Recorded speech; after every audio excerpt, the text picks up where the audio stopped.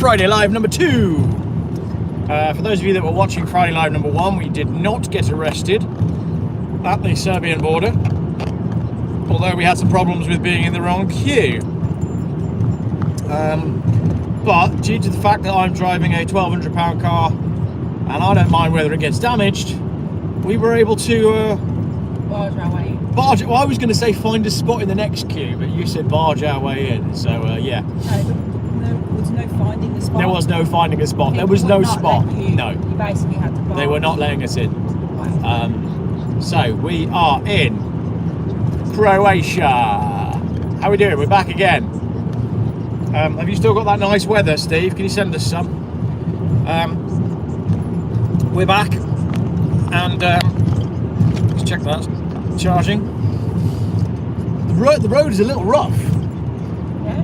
And those of you that were joining us those of you that joined us in Serbia, as we were admiring that G-Wagon, well, it's about to go past us.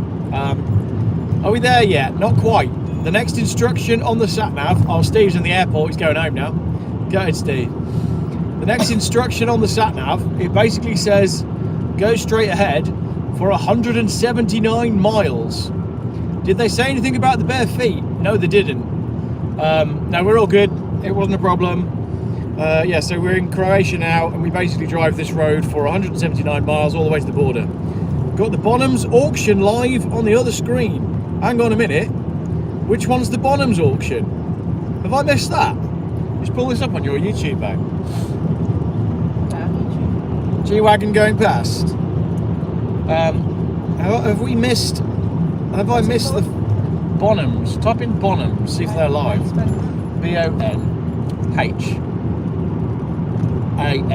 Bonhams auctions. Which auction is the Bonhams one?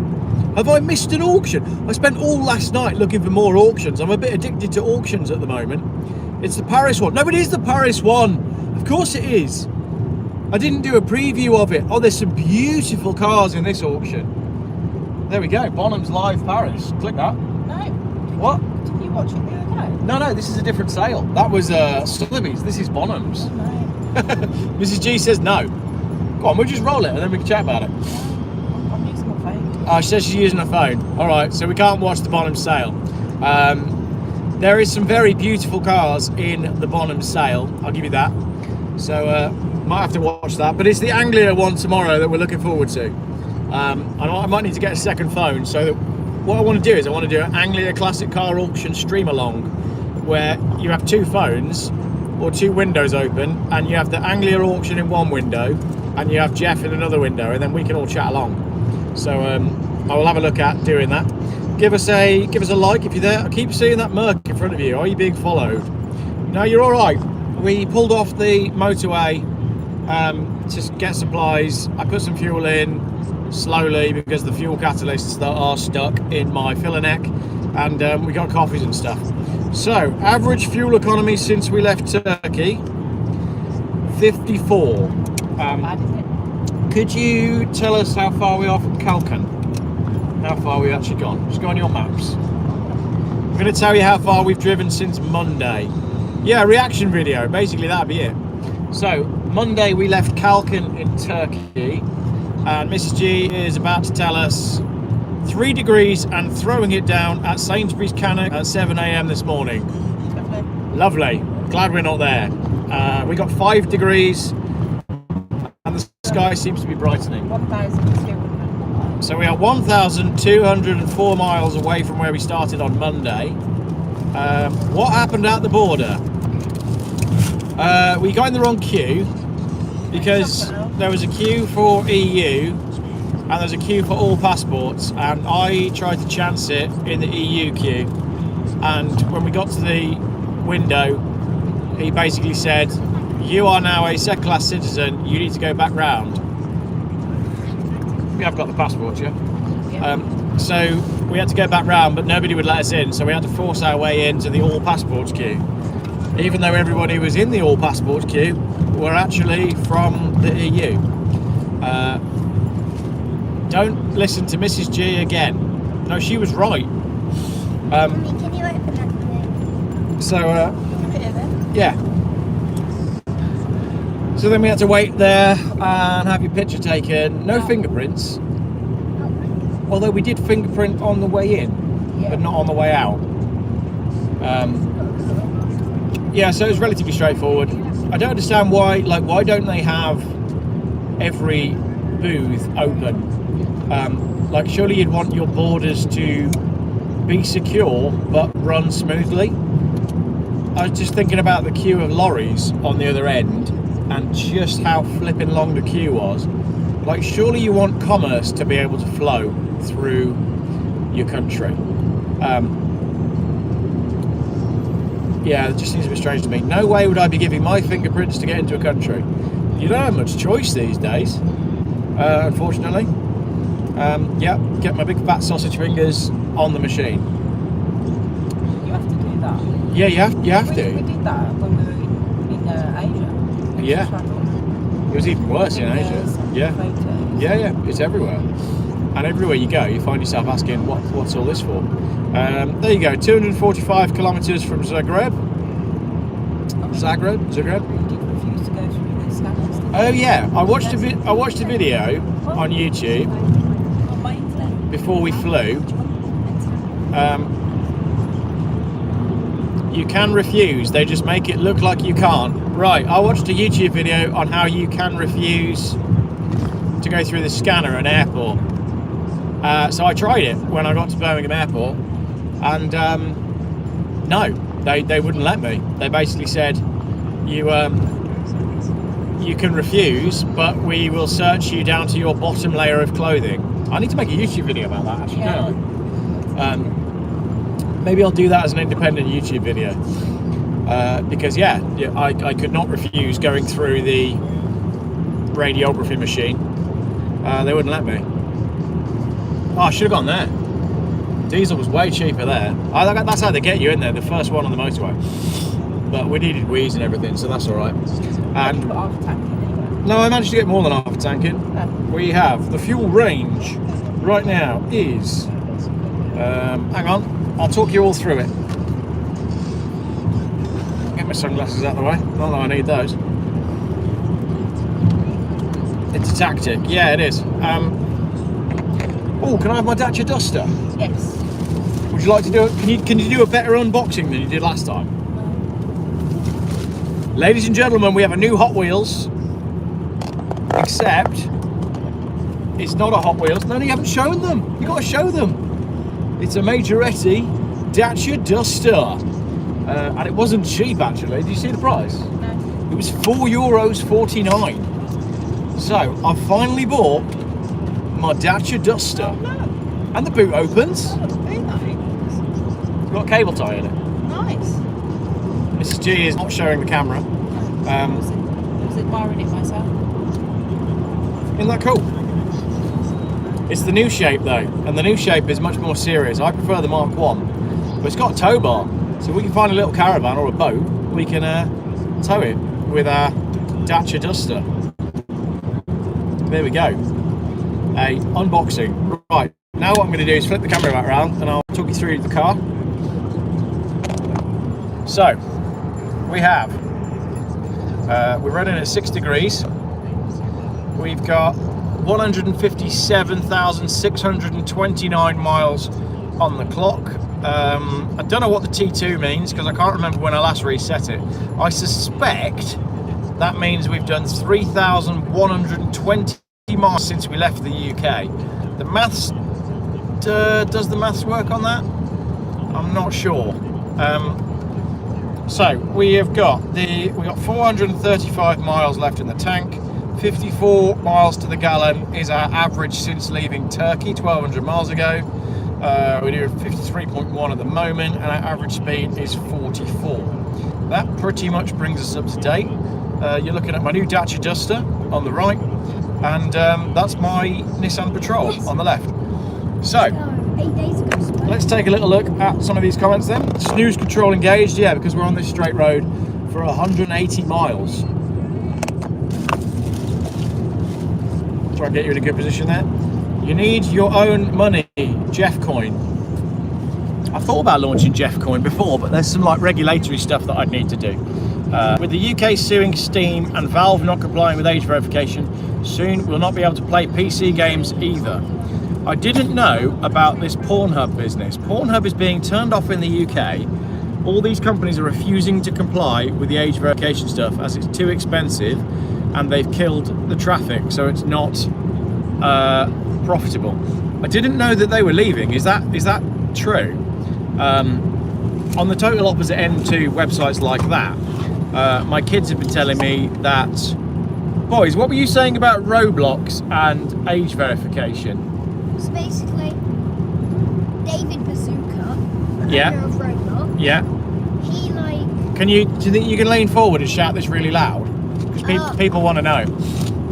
Okay, David Bazooka, the owner of Roblox, basically thinks, because there's a chat where you can chat to any random people, but so they got an AI so people have to scan their face to an AI Yeah. to verify their age, to use chat to people that are their age. Right. So But it's the AI yeah. is so dumb, people can use pictures of Ronaldo and get in. So people have been getting around the age verification by, instead of using a photo of themselves, they've been using a photo of Ronaldo. Some people, yeah.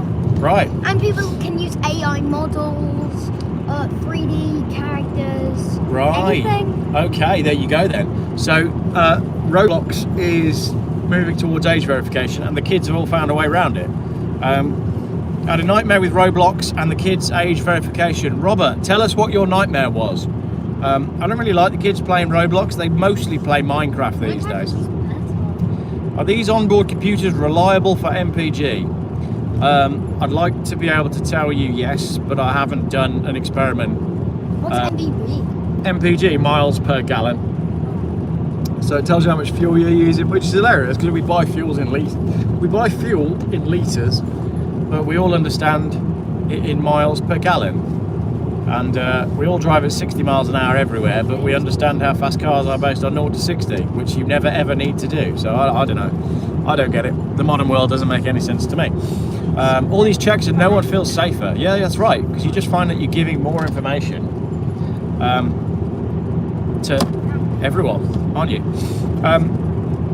Never played a video game. Good, ban 'em. Killing kids' minds. Yeah, I kind of agree with you. We never had any of it. We had a PC, we had a family PC, and you couldn't really do anything with it. We used to play a game called Actual Soccer.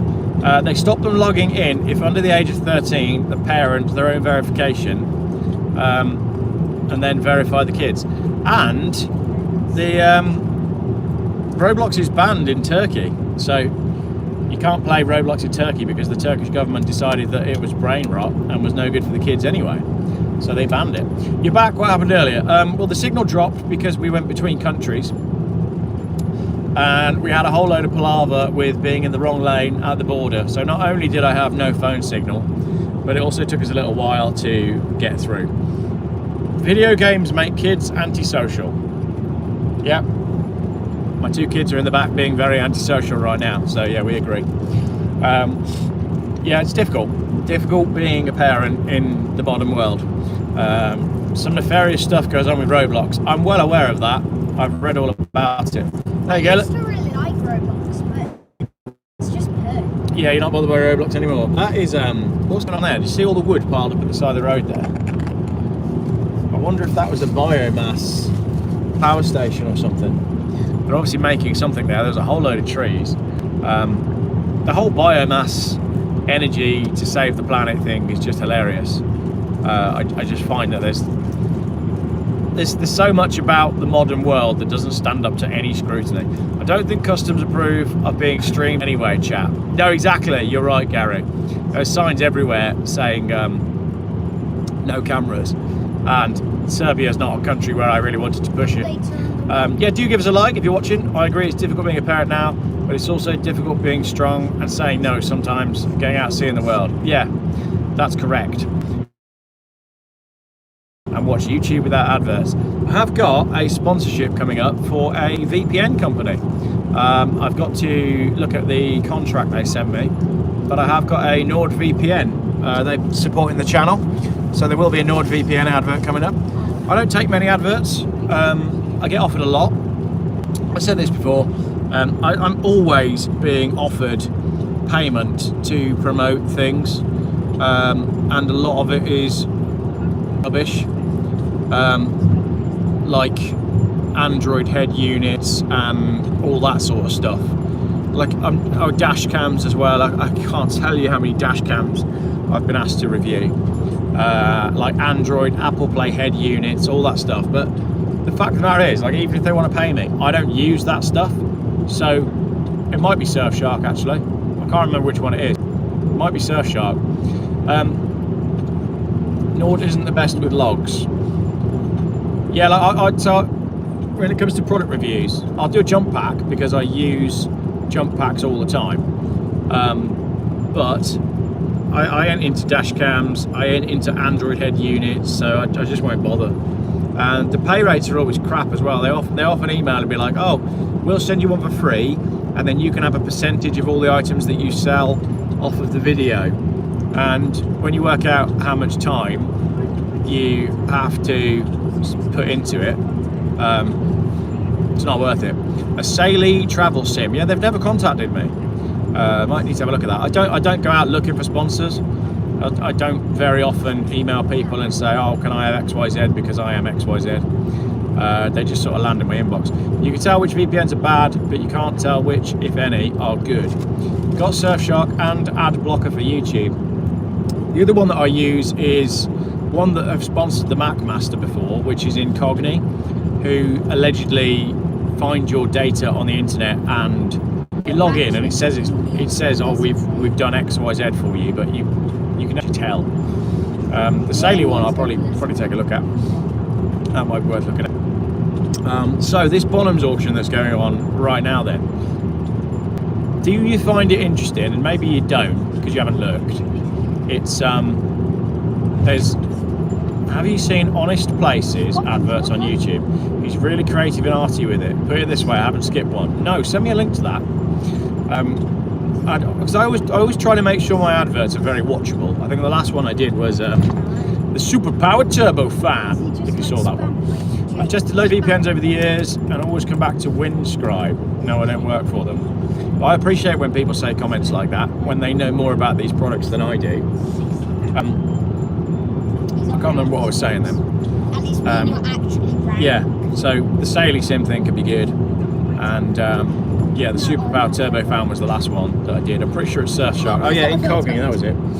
So I do use Incogni. Something like Incogni would be okay as a one-off for a service, but it's a subscription for life. No. I can't remember how much it is. YouTube channel called Cyber Waffle, and he recommends one that doesn't keep logs. I will take a look at that. Someone's already messaged me about Cyber Waffle, so thank you for that. And what was I saying? Incogni. Where was I going from Incogni? I can't remember.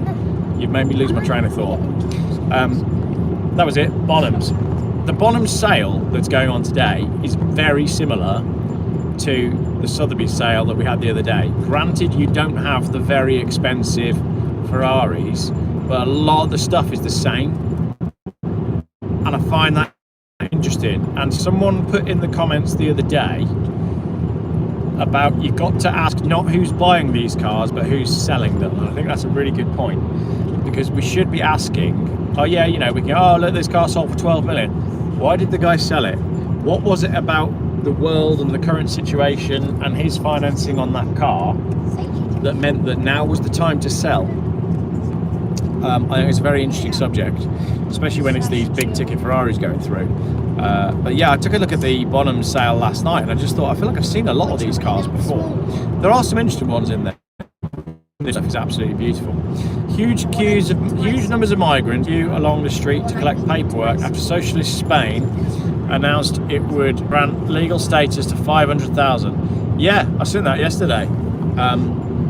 Spain is basically now like signed its own death warrant. You may not use the head units or other stuff, but viewers do love a real hard review. Yeah, you're probably right, James, but I don't really want to be making product reviews. Nobody watches them. It's all Pakistanis by the look of it. What, in Spain? Yeah, Let's get the first today. I know it. You know it. Let's not talk about it because it's just so obvious what is going on. It's interesting, isn't it? Like, why don't they stay at home and make their own countries better? Saying an election is rigged is like saying water is wet. Yeah, absolutely. If voting worked, they wouldn't allow us to do it.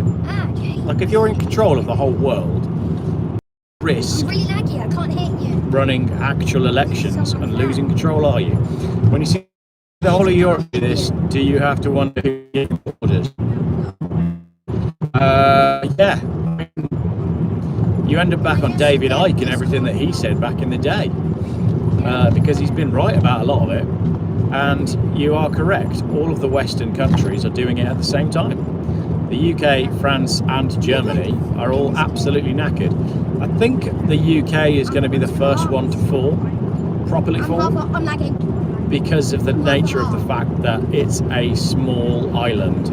What about Nord? You are promoting Israel. Two-tier thoughts. I haven't done a Nord VPN advert yet, so I haven't promoted them yet.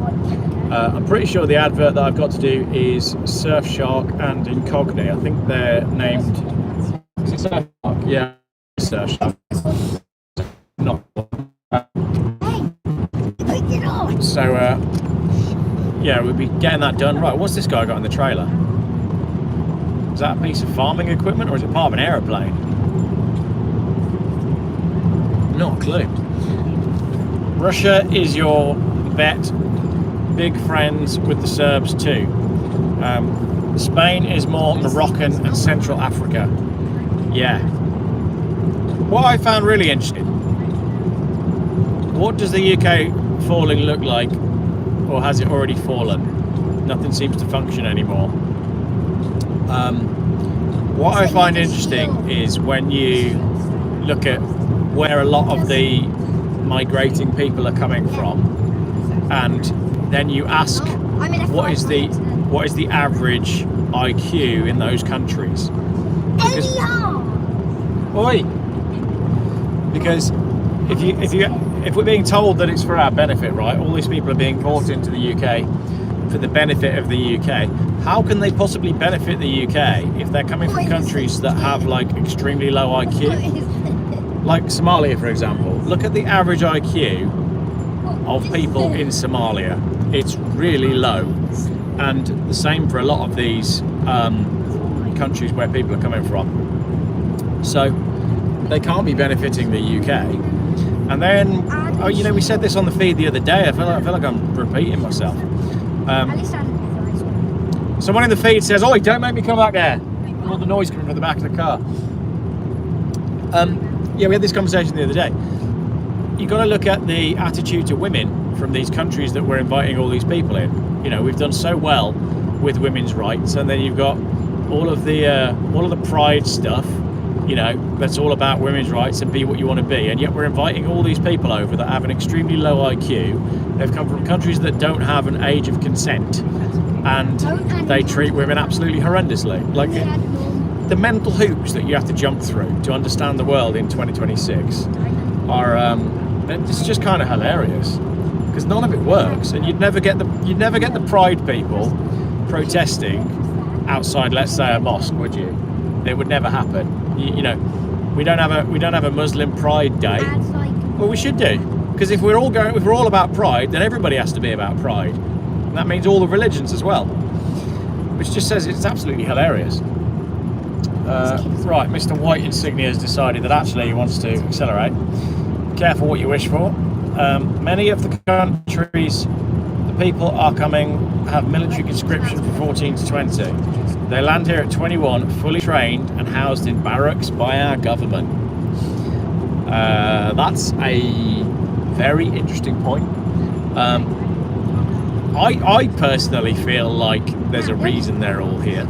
I do lean into that conspiracy because it's the only one that makes sense. It doesn't make sense for it all to be happening if there isn't some form of plan. Quite an elegant Volvo going past there. I don't want to talk about that anyway, because that's depressing. The state of the UK is you all know it, and I all know it. And, you know, if you've got a brain, then you know it. And particularly as well, like if you're watching Geoff Buys Cars, then you lean that way because the channel leans that way, and you know my views on stuff. And yeah, it's globalism, and globalism is a myth that only really benefits the people that run the world. The banksters, as John Hamer would say. And yeah, John Hamer doesn't believe that nukes exist, and that's a very interesting thing to debate, because if nukes don't exist, then it changes quite a lot. Let's move on. Shit topic. Yep, let's go. Islam is not a country or a race, so you can't be called racist for criticising it. Absolutely, and I'm not criticising it, I'm just asking questions. And if your religion can't stand up to basic questions, then it's not a very good religion, is it? That's the thing. You know, that's what I was taught growing up as a Christian, was that you should challenge your faith and you should challenge your beliefs. And if you don't challenge your beliefs, then that's a cult. It is a cult, and cults are dangerous. Anyway, moving on. Why don't we talk about dream cars? We've talked about we've done a lot of auction stuff on the channel lately. Tell me what your dream car was. What was your dream car when you were a kid, and what is it now, and how has that changed? Do you still want now the car that you wanted? Let's say you know when you're like 17, 18, right? 16, 17, 18, you have a dream car. Who's still got the same dream car from back then? Who managed to get their dream car, and whose dream car has changed? Let's talk about that. For me, and actually it's coming up later in the Bonhams auction, the Dodge Viper, the early shaped Dodge Viper. I think it's the final lot in today's sale.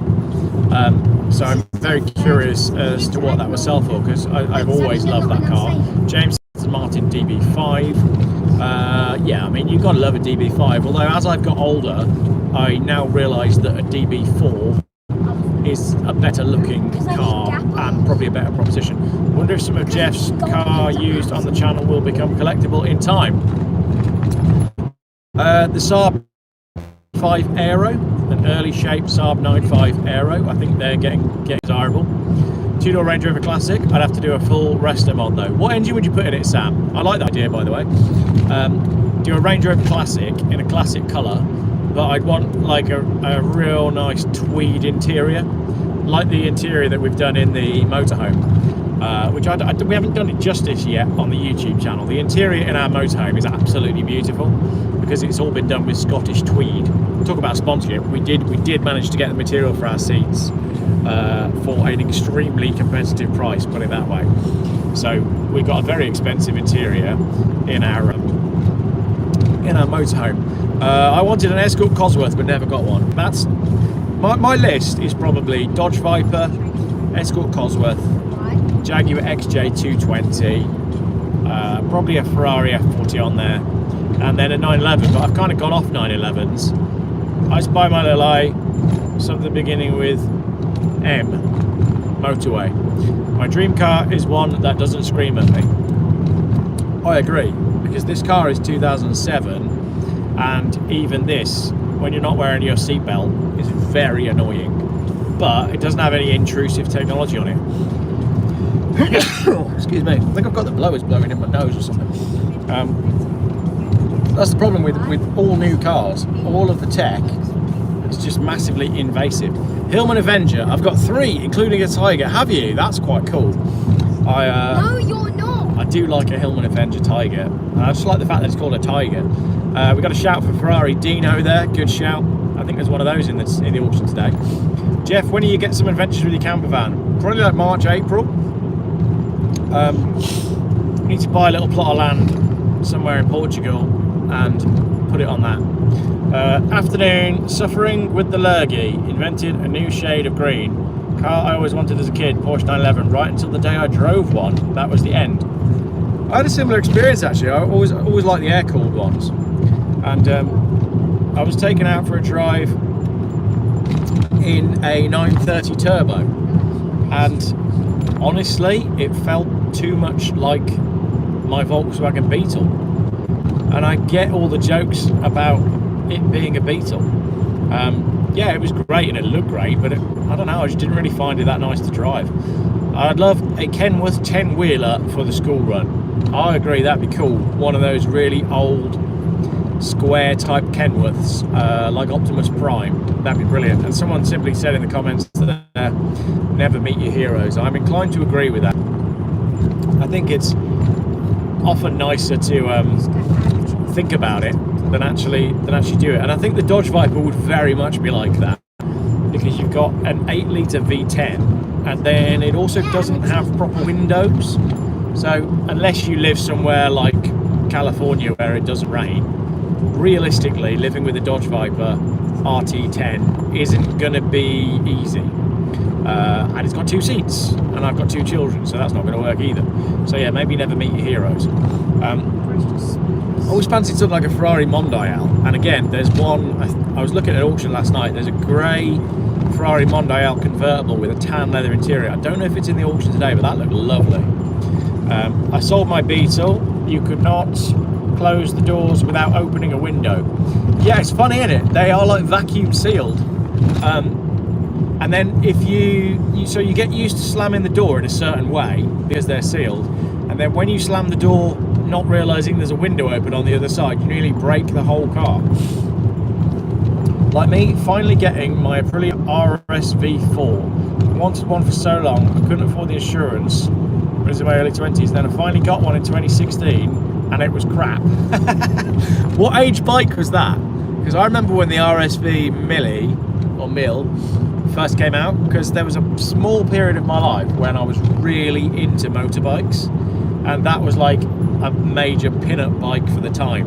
I'm guessing that the era when I was into bikes was about 1998, 99, which explains my love of, oh, I've got an Orangina, thanks darling, which explains my love of the 1998 Triumph Speed Triple, which I had last year. I was just about to comment about the IQ of these new people and the lack of it they have. Yeah, just Google it, it's really easy. Go on like any ChatGPT, Google Gemini, Grok, and go, what are the top 5 nations that come to the UK? And then new tab, what's the average IQ in those countries? And then new tab, and what is their attitude to women? And it tells you everything you need to know about what's happening in the UK. I certainly wouldn't want to have daughters, and I certainly wouldn't want to live in a big city. Yeah, we've been fortunate that we lived out in the sticks. I was 23 and I'm 40 now. The problem with this country is you have to wait until your mid-20s before you get a big bike, which is why no one is bothering now. Yeah, they've changed the rules, haven't they? You used to be able to do a direct access and you could jump straight on like a 955. Can I buy your S40 off you later this year? Possibly. Or you can win it in the Geoff, which is tomorrow night. And there's still something like 160 entries still to sell. It hasn't sold very well because everyone's skinned. So go to geoffbuyscars.uk, find the £10 car section, and you can win either my Volvo S40 or a Skoda Felicia. Sound like I'm doing a radio advert now. That's geoffbuyscars.uk. One more time, geoffbuyscars.uk. Just find the £10 car and get yourself involved for tomorrow night. There you go. Triumph Daytona, what was that comment there? My phone's bouncing on this road. Triumph Daytona and are nice looking bikes, but 3 cylinders sounds like it dropped a cylinder to my ear. Yeah, I've always liked the sound of the triple because my dad had Triumphs when I was younger. He had a, oh no, he's still got it. My dad bought a Triumph Sprint ST 955 in 1998 or 9 on an S-Reg, and he's still got it.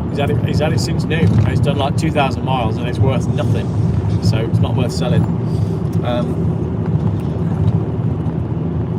These houses are quite pretty. Where are we? Croatia. Right, Orangina is a go-go.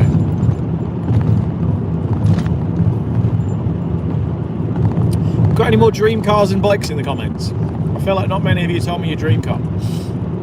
Commodores. Never had a Commodore. We never really got Commodores in the UK.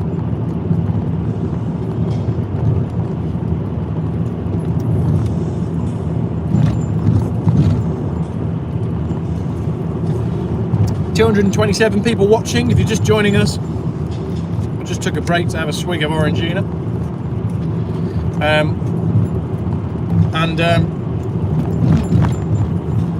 Scrapyard down there. I got distracted by it. And we're talking about dream cars. So Lamborghini Miura. Yep, we obviously had the Miura SV in the auction a couple of days ago. That did pretty well. Porsche 959 when I was a 5-year-old kid. I feel like the Porsche 959 was everywhere when I was a kid. I never really liked the look of it. I mean, I was more a Ferrari F40 person. I mean, most people have got a Ferrari F40 on their list, haven't they? There is just something quite special about an F40. Geoff, could you slow down a bit? I'm getting a bit car sick. Sorry, Dave. We're only doing about 74 miles an hour. I mean, we could go on faster, to be honest, and cover more distance, but there we go. I had a Honda 600 Hornet. I like those. On an S-plate, it got nicked in 2002, so I got a 900 Hornet, still got it today. Very good. Dream car DeLorean with a V8. 1972 Valiant Charger, Aussie made. That'd be a good shout. Which V8 would you put in your DeLorean? You got a preference as to which one you'd go for? I had a Sprint ST 955, brilliant bikes, a bit too tall for me. So traded it in and got a Tiger. I thought Tigers were really tall.